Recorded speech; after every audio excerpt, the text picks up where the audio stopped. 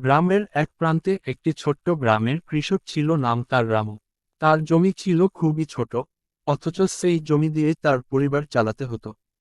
রামুর একটা স্ত্রী ও দুটি শিশু সন্তান ছিল। প্রতি বছর মৌসুমে সে পেঁয়াজ, ধান এবং তরমুজ চাষ করত। তবে কখনোই তার উপার্জন খুব একটা ভালো হতো না, কারণ সে জমি বড় ছিল না এবং পানি, সারের অভাবও ছিল। একদিন হঠাৎ প্রচুর বৃষ্টি হয়ে যায়, যা তার জমির ফসলের বড় ক্ষতি করে। ধান ও পেঁয়াজের ক্ষেত পানির নিচে তলিয়ে যায়। রামু হতাশ হয়ে পড়ে, কিন্তু তখনও তার অদম্য ইচ্ছাশক্তি তাকে টিকিয়ে রাখে।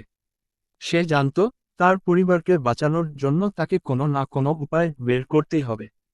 সে তার প্রতিবেশী কৃষকদের সঙ্গে মিলে কৃষি সহায়তা চেয়ে সরকারের কাছে একটি আবেদন করে।